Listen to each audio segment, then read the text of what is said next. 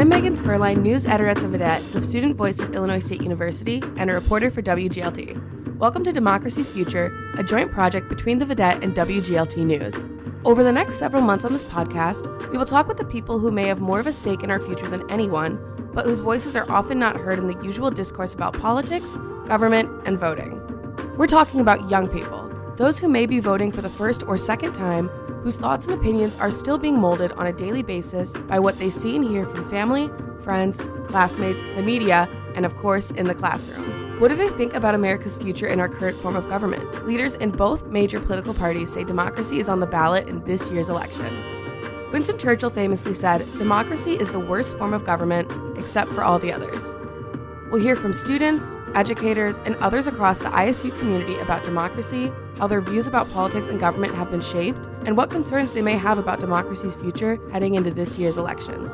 We begin with J.N. Nelson, a junior political science major from the Chicago suburb of Homewood. Benson directs the campus chapter of the American Civil Liberties Union. In this conversation with ISU senior and Vidette News and Features editor Emma Snyder, Benson explains she got interested in politics much earlier than most. I was born near an election time. When I was 6 years old, I was having a birthday party, and that was the day President Obama got elected. And I just remember my parents having very political conversations with me at home. That was something that I grew up on. We talked about politics, and my parents didn't always politically agree. So it would give me the opportunity to see nuance and see the blurs and the divisions of lines as far as parties. And so I feel like as a voter now, it makes it a lot easier for me to kind of remove the media and other biases when I'm looking at information or when I'm looking at political content. And ever since I was a little girl, I knew I wanted to be a political science major and I wanted to go into law because I saw inequities in my community. I saw inequities in my family's communities, and I wanted to be an active part in that change. And so I can really say I was like a little politically minded toddler, but that's kind of where it started for me. What are some of the issues that you are most concerned about? I don't know why that's such a difficult question for me. I feel like being a political science major, I've gotten to a point where ranking issues by priority just doesn't feel right because all of them are equally important. I feel like one way or another, any social issue we look at, whether it's the environment, racial justice, the wage gap, any of those issues, economics, if they're not addressed, they could become detrimental to our country. And so I find a hard time ranking issues personally. But for me right now, I feel like my number one thing that I would want to see is more voters' rights as far as just removing the amount of inequity for voters. I see a lot of times in minority communities, people who work during the election days, they don't have election days off. Making election days a holiday was a really good move to allow for other people to vote. And I really do see the discrepancies in voting by populations. And so I really would want to see that change. Can you talk a little bit more about how your parents' political beliefs and growing up in an environment where you talked about politics influenced your own beliefs? You know what? I feel like it kind of, because it was so open, and I feel like that was more the most important thing. My parents didn't always agree politically. I didn't always agree with my parents politically, but having open dialogue and promoting those kind of conversations at the dinner table or wherever we were allowed for me to formulate my own decisions. And I do genuinely feel that even though both of my parents had a lot of influence on how I view politics and how I receive information politically, I feel like neither of them ever tried to make me feel like I should be a certain way or do a certain thing because of how they believed or what they saw. They would just present me with information and then we'd discuss it. And I feel like that's the kind of healthy environment.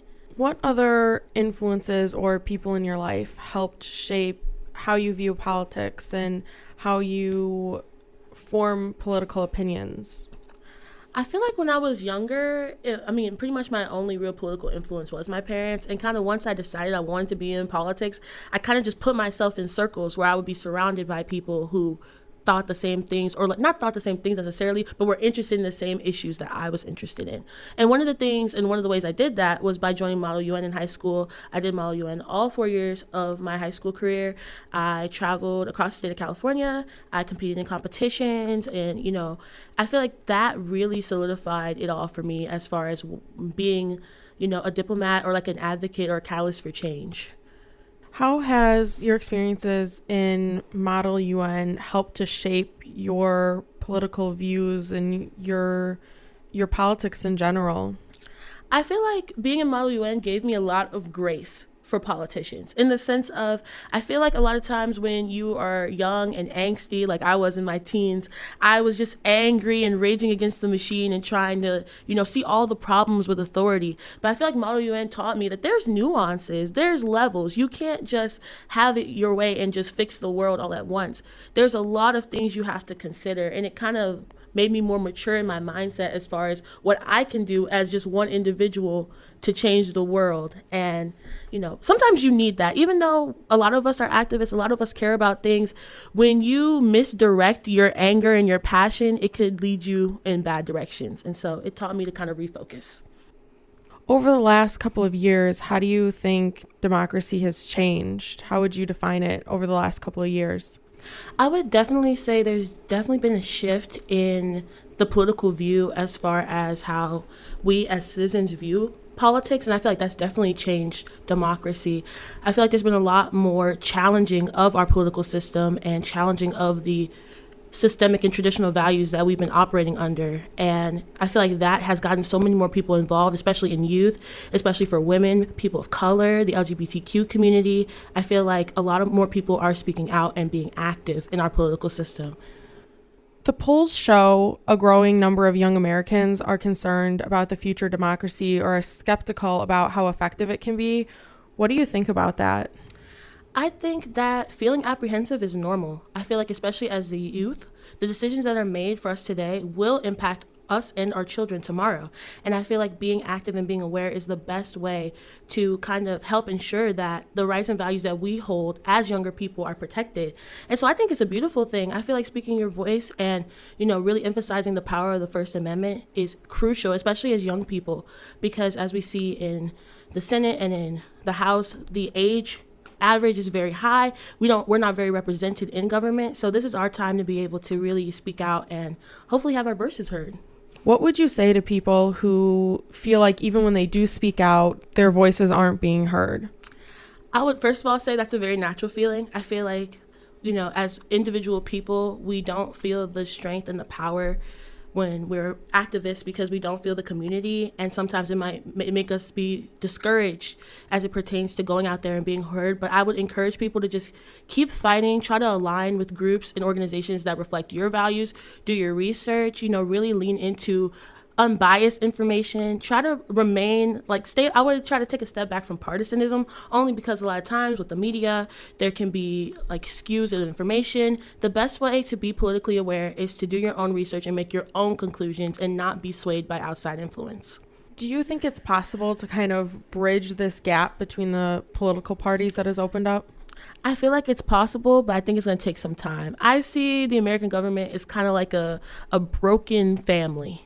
Right? I feel like we all share the same blood, but we've got beef and we've got issues that go beyond just the surface of our country. And I think that other nations can see it as far as our international presence.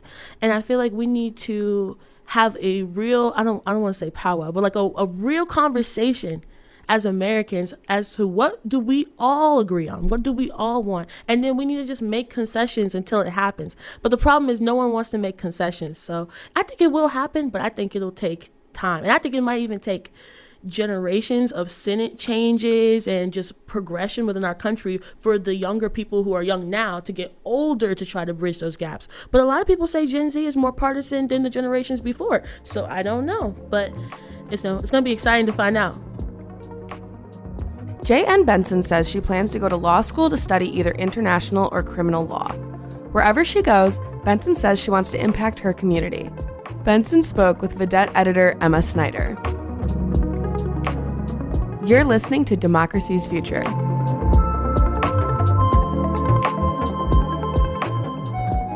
Next on Democracy's Future, Ben Howell is a junior mass media student at ISU and a native of Coal City, about an hour northeast of Bloomington-Normal. In this conversation with Vidette News and Features editor Kaylee Sugimoto, Howell says he's not satisfied with either of the leading major candidates for president, incumbent Democrat Joe Biden and Republican Donald Trump, and Howell sees that as a reflection of our current political system. I think it's absolutely flawed at a minimum, especially with the election that we are coming up to, a rematch of 2020, which is what every study I saw was an overwhelming amount of voters said that they absolutely didn't want. But what we're getting at, I think since as early as I can remember hearing people say the lesser of two evils, that for various reasons, you and I could have two completely different reasons why we don't want to vote between these two people. So given through your perspective on and your political affiliation, how would you define democracy and what does that mean to you?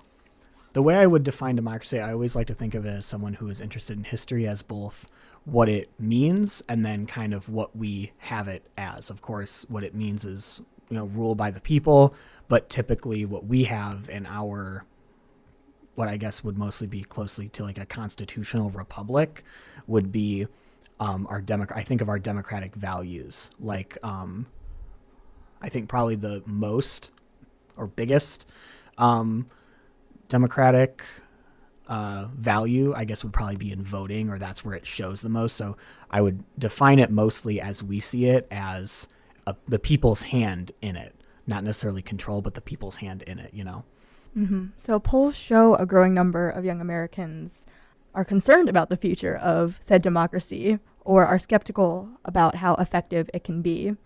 What do you think about that, and why do you think you have those opinions?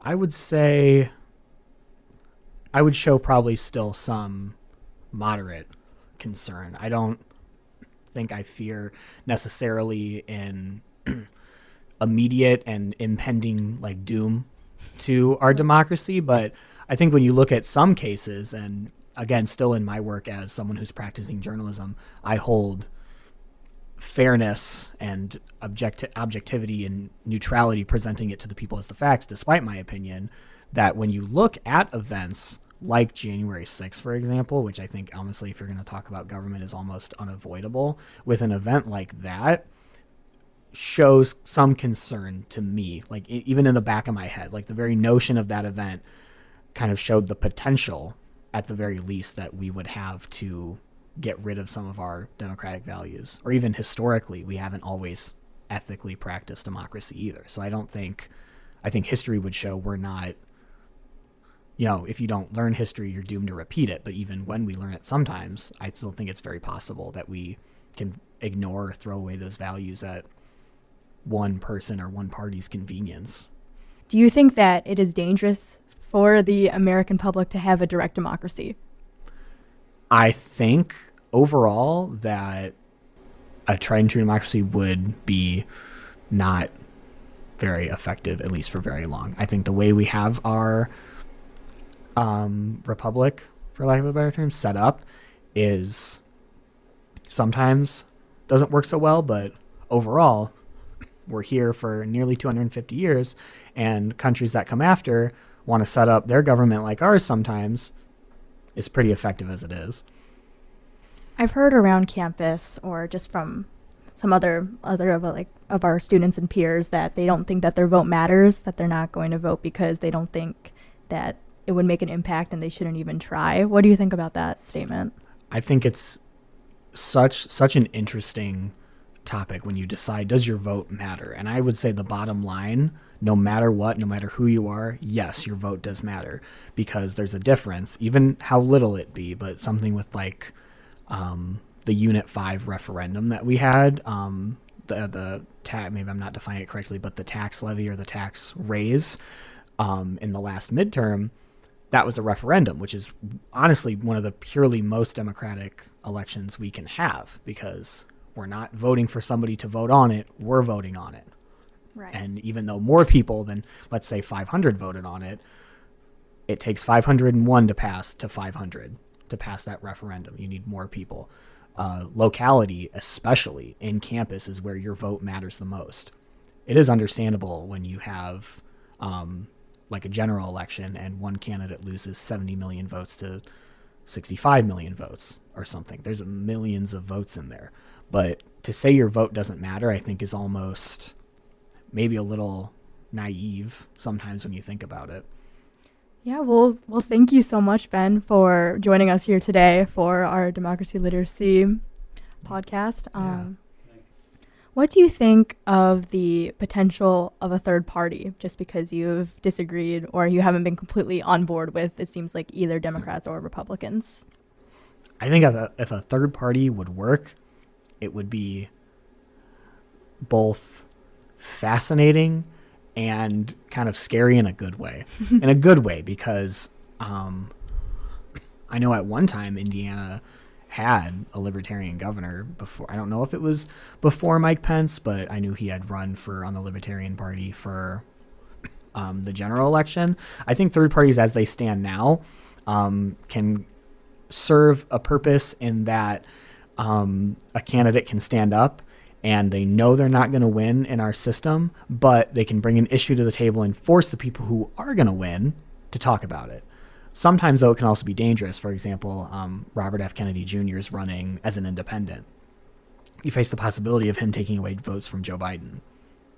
How many votes he'll win in the general election, I'm not sure. But I think if a third party could work and have as much prominence as our two parties, I personally think it would be great for everybody. I think it would shake up politics, and like shake up as in like hand on the lid of the jar and like violently shake it up. But I think it would put new things into perspective. It would put new opinions on the table, and it would, for some part, keep some opinions that don't get talked about or things that one party has to adopt.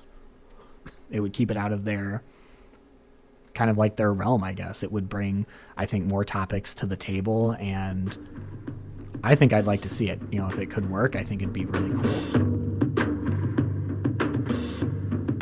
Ben Howell says his ideal political candidate is one who could unite the country and protect reproductive rights.